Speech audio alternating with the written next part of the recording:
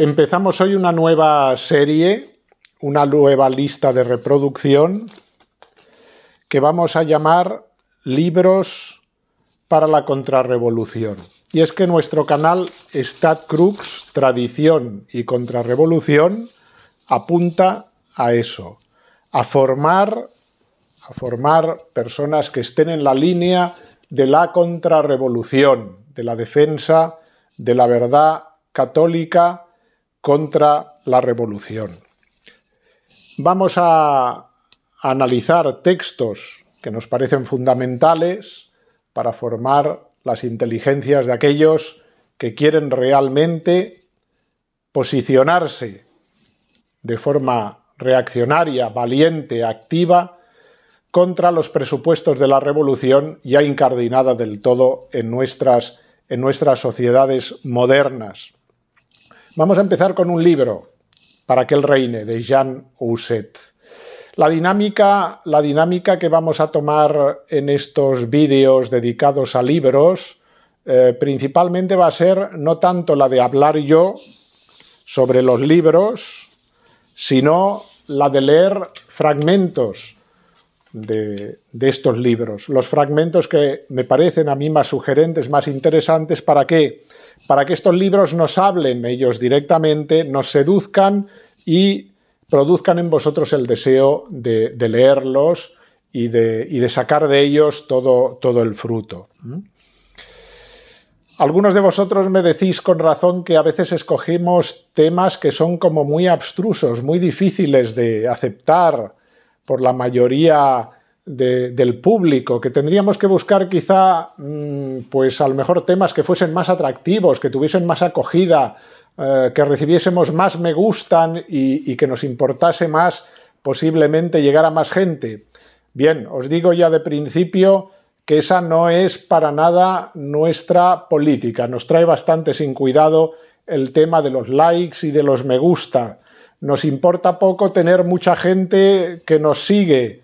Nos interesa más bien tener un grupo de personas con las ideas claras, que quieran formarse, que quieran fundamentar su forma de pensar sobre esta verdad que es la que hemos recibido en la Iglesia católica, la verdad de la tradición católica, para de esa manera que nuestras inteligencias sean iluminadas y fortalecidas en la lucha diaria. Esto es lo que nos interesa.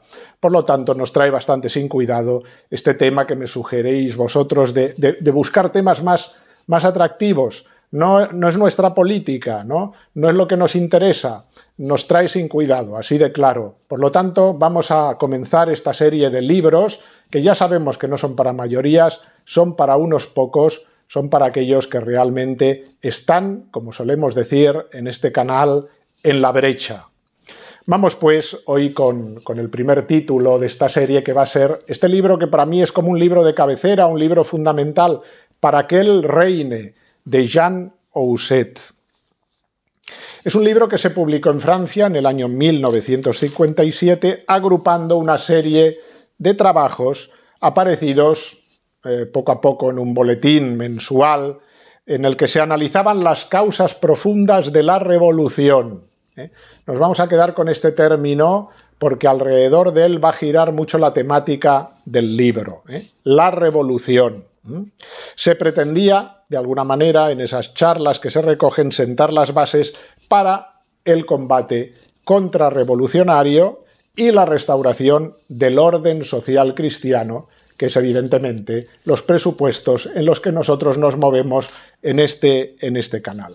Omnia instaurare en Cristo, con palabras del Papa San Pío X. Instaurar todas las cosas en Cristo. Para que él reine se editó en España, y lo editó la Fundación Espeiro, fundación que recomendamos mucho porque es además la editora de esa gran revista que es Verbo y que no nos cansaremos de recomendar. Pues bien, en su segunda edición española traía un subtítulo, Catolicismo y política, por un orden social cristiano. La primera edición fue de 3.000 ejemplares, la segunda edición, que es la que yo tengo aquí, fue de 4.000 ejemplares. Hay una pequeña diferencia entre las dos ediciones, como ahora apuntaremos. La segunda edición, revisada, como digo, pero reducida porque fue suprimida la cuarta parte, la que se llamaba La Acción, por una formación cívico-cristiana. Esta cuarta parte fue aumentada, puesta al día y dio lugar a otro libro que era un manual que fue publicado independientemente. Pues bien, eso era en la segunda edición. Yo voy a hacer el análisis de todo el libro, de las 4 partes, incluso de esta, La Acción, que se publicó en la segunda edición de forma individual. El subtítulo de la segunda edición, Catolicismo y política por un orden social cristiano, responde indudablemente a la materia que expone el libro, y los fines que desde el principio no se disimulan y que se persiguen. La obra consta, podríamos decir, de 4 partes. En la primera se sientan los principios de la realeza de Cristo. Se va a hablar de Cristo Rey, y de la realeza de Cristo. ¿Cómo es esa realeza de Cristo? Teniendo en cuenta sobre todo el confusionismo que se ha producido desde el Vaticano II, es importante analizar temas difíciles de entender como este para el cristiano moderno, como las relaciones entre lo espiritual y lo temporal y el papel que corresponde a los clérigos y a los laicos en la res pública. Es un tema importante, la realeza de Cristo, el reinado de Cristo, que aquí se apunta sin ambajes, que es la garantía para una verdadera civilización y la única garantía de paz en el mundo. Esta primera parte es un verdadero estudio sobre las ideas más importantes del derecho público eclesiástico. Es preciso que Jesús reine. Esta va a ser la conclusión poderosa. Y que reine, cuidado, no solo en los individuos, sino que reine además en la sociedad. Bien, esta sería la primera parte. La segunda parte abarca lo que es ese tema que hemos dicho que es fundamental también en este libro, que es el tema de la revolución. Pero la revolución entendida como ¿qué? Como combate contra ese reinado de Cristo. Eso es la revolución. El combate violento contra el reinado de Cristo. No queremos que éste reine. Recordamos aquella parábola que Jesús explica. No queremos que éste reine. Pues bien, este es el grito de la revolución, del pecado. Es un esfuerzo por localizar, en definitiva, las posiciones del enemigo en nuestra sociedad. Esto es esta segunda parte, ¿no? Descubrir, desvelar dónde está actuando el enemigo del reino de Cristo, analizar la evolución histórica paso a paso de su combate contra Cristo desde el Renacimiento hasta el naturalismo, el laicismo de nuestros días. Sobre todo llega al alma, impacta mucho los capítulos donde enumera, fijaos, las omisiones, la negligencia, las cobardías, por defender la ciudadela, por defender, en definitiva, el reino de Cristo. Los abandonos, los complejos de inferioridad de la misma Iglesia en nuestros días. Esa Iglesia que ha abandonado sus posiciones y que ha cedido el paso al enemigo también. Esto especialmente impacta, ¿no? en este texto. La tercera parte Es una tercera parte que nos quiere abrir a la esperanza, ¿eh? Son los motivos para la esperanza. Ante el número, ante la fuerza, ante el impacto y empuje del enemigo, de Cristo, nosotros, aquellos que nos hemos enrolado bajo la bandera de Cristo, como diría San Ignacio de Loyola, necesitamos la firme esperanza en el triunfo definitivo de éste y de su Iglesia, algo que está revelado y algo que creemos por fe, pero que necesitamos continuamente renovar en nosotros esa confianza en el poder del reino de Cristo. Esta parte expone, por lo tanto, esta tercera parte, los motivos para la confianza, para la esperanza, para que no domine en nosotros, como tantas veces pasa al cristiano contemplando la realidad, para que no domine en nosotros el desaliento. Y vamos a la última parte, la cuarta, las exigencias del combate por una ciudad católica. ¿Cómo debemos combatir? ¿Cuáles son los medios que debemos utilizar para hacer frente al enemigo de Cristo? Esta última parte está dedicada, por lo tanto, a lo que se llamó la acción, y que, como digo, desaparecería de las sucesivas ediciones, una vez que se publicó en una parte. En todo caso, en sus dos ediciones, como capítulo o como libro aparte, examina los medios empleados en esta contienda, los medios que debemos emplear. Propone la formación de células, pequeños grupos resistentes, dedicados sobre todo al estudio y a la formación. Fijaos cómo insiste en esto, al estudio y a la formación para después pasar a la acción social y cultural. Bien, esto recuerda mucho, esto de las pequeñas células, aquella casi profecía que hizo Benedicto XVI, diciendo que la iglesia del futuro, la iglesia que sobreviviría, sería una iglesia formada por pequeñas células, ¿no? Pequeñas comunidades, donde la defensa de la verdad fuese firme. Y aquí es lo que insiste también Husserl, la defensa de una verdad enseñada y profesada, dice él, con claridad, con exactitud y con precisión. Fijaos, una verdad formulada de esta manera, estudiada, creída y transmitida con precisión y con exactitud.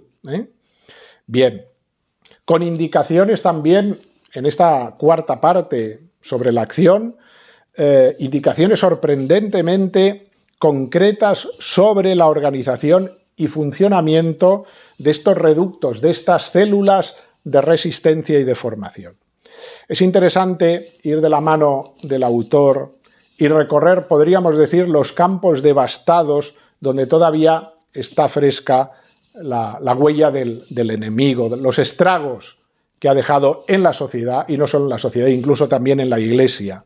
Es consolador detenerse también en las fórmulas doctrinales de resurrección y de vida que señala con tanta seguridad, y que son aquellas mismas que de alguna manera hicieron que la Iglesia mantuviese toda la tradición católica, toda la cultura occidental con la invasión de los bárbaros. Pues bien, nuevamente la Iglesia debe preservar todo eso en unas circunstancias muy parecidas. En conclusión, este libro estudia la esencia del problema. El reinado de Cristo ha sido conculcado, ha sido usurpado, y lo que está en juego y el grave deber de la hora actual para los cristianos.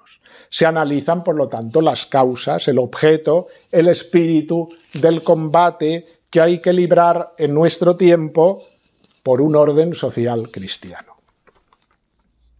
Permitidme alguna consideración más. Muchos historiadores afirman que toda civilización es producto siempre de una fe religiosa, y no se equivocan.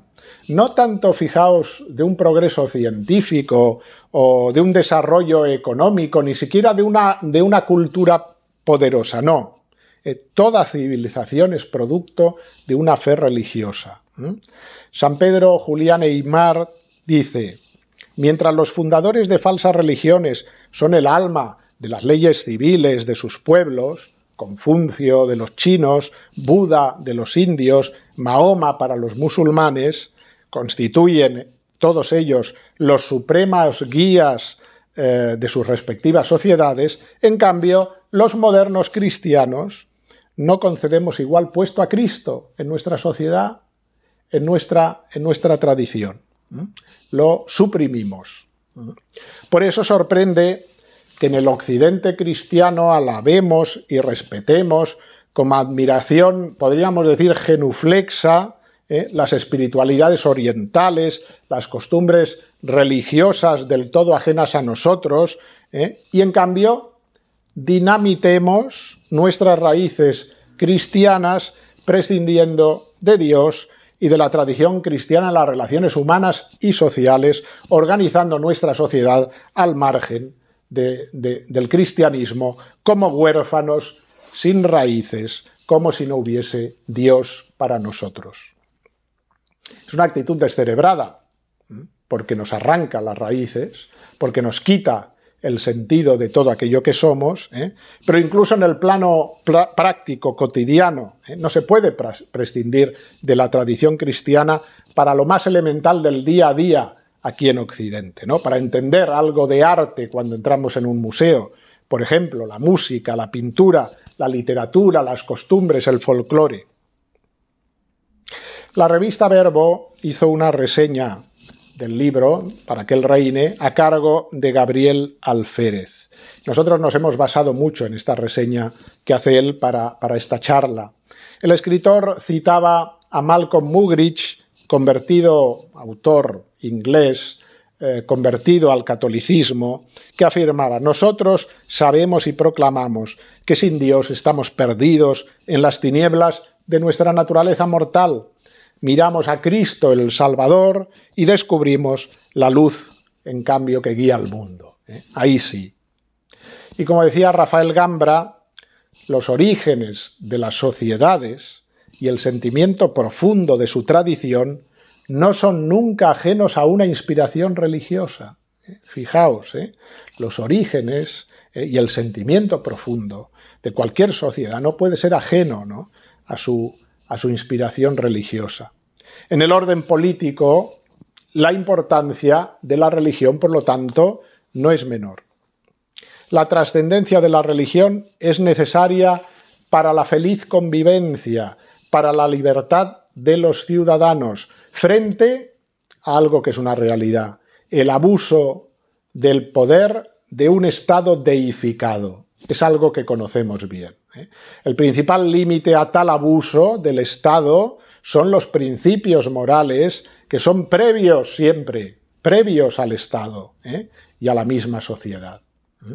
Los estados que se declaran como laicos hoy en día, casi todos, no dudan en proclamar, en cambio, sus dogmas y en crear como una especie de nuevo sacerdocio en la persona de sus gurús, ¿no?, de sus representantes políticos, de los creadores de opinión de los medios.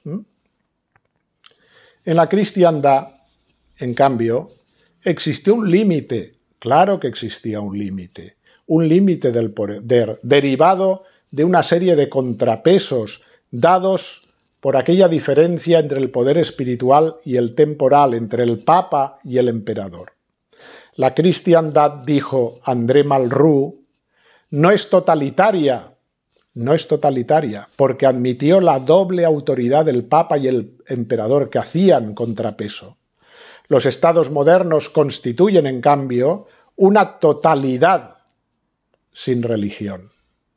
Una totalidad, sin contrapesos, sin nadie que modere el poder temporal, sin nadie que le ponga cortapisas de ningún tipo. Para hacer frente con éxito a la revolución, es preciso, por lo tanto, como vemos, tener las ideas muy claras, y es lo que pretende Para que él reine, de Jean Husset.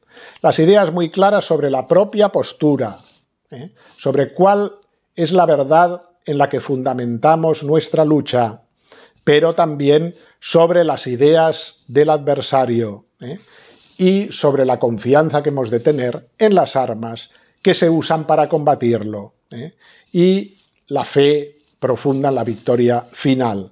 De ahí la importancia insistente del libro en la formación en la formación. En conclusión, es indispensable formarse lo más sólidamente posible sobre nuestras propias ideas, pero también sobre las del adversario. Conocer su estrategia y luchar con una táctica adecuada, con virilidad y con fortaleza.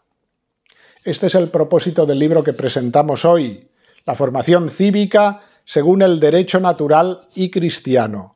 En él se encuentran los principios fundamentales del orden cristiano. Destacaría 3 notas del libro que me parecen interesantes. Primero, la claridad y firmeza en la refutación de tantos errores de nuestro tiempo, desde el naturalismo hasta el laicismo, pasando por el liberalismo.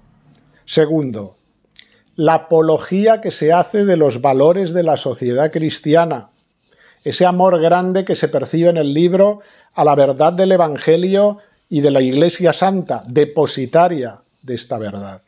Y tercero, ese sano optimismo confiado en Dios que nos quiere comunicar, porque el triunfo del reino social de Jesucristo es una realidad que ha sido revelada. Al final de los tiempos, en la parusía, el Señor volverá. Vamos a dar unas notas sobre Jean Auset, el autor. Fue un escritor prolífico, Auset. Su obra se caracterizó por dirigirse sobre todo a la difusión de la doctrina social católica que tiene como objetivo, lo estamos viendo, la instauración del reinado social de nuestro Señor Jesucristo en la sociedad, de donde fue expulsado, indudablemente, por la Revolución. Tiene varios libros, el marxismo-leninismo, posteriormente reelaborado con el título Marxismo y Revolución, Fundamentos de la Ciudad, Patria, Nación y Estado, el trabajo, por una doctrina católica de la acción política y social, que sería este que hemos dicho antes, la acción, la cuarta parte de este libro que se editó de forma separada.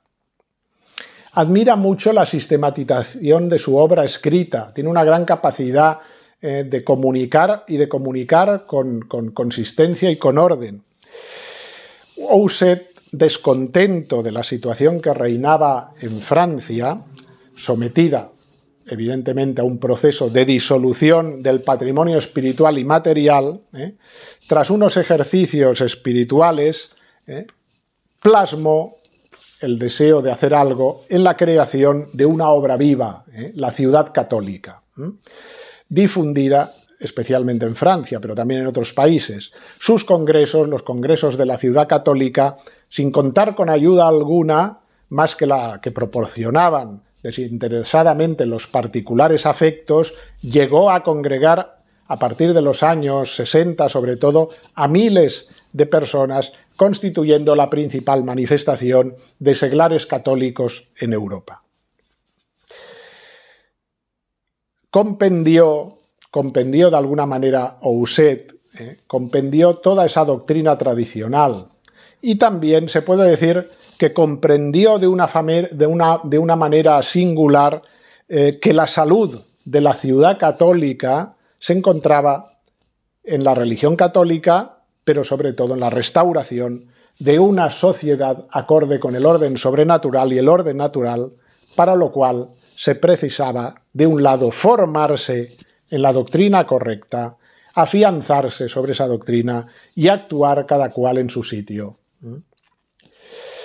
Que había que dar batalla era algo que resultaba evidentemente esencial, pero también que ya no era solo desde la política, y no es la opción de Auset hacerlo desde la opción política concreta, porque la ciudad católica no es una opción política, sino que lo que se pretende es algo que hemos ido descubriendo a posteriori. Hay que dar la batalla de forma más extensa en el ámbito cultural y social. Esta batalla cultural contra la modernidad, contra la posmodernidad, esta batalla cultural contrarrevolucionaria es de máxima actualidad. Y por esto este libro, que tiene 60 años, sigue siendo de máxima actualidad para nosotros, que estamos inmersos o debemos estar en dar esa batalla cultural, esa batalla cultural.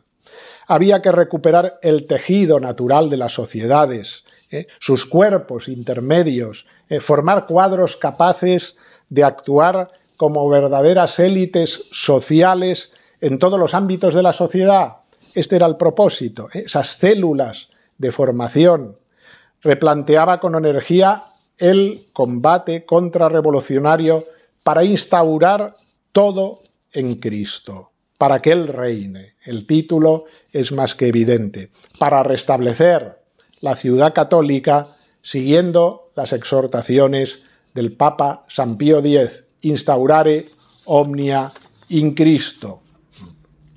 A ello se encaminó el trabajo de la ciudad católica con sus células de estudio. A ello se dedicó principalmente este libro. Dedicaremos, como digo, un segundo capítulo a Para que Él reine, en el cual vamos a entrar en los textos. Como digo, yo me voy a dedicar principalmente, salvando esta introducción a este libro, que consideraba que era oportuna, a leer textos de libros fundamentales, de esos libros para la contrarrevolución. Leer textos para que sean los textos mismos, no tanto yo, los que nos hablen, los que susciten en nosotros un deseo de tomarlos en nuestras manos, para que sean realmente fundamento de nuestra formación católica, para mantenernos firmes en la brecha, para taponar el agujero por el cual ha entrado el enemigo en la ciudad católica.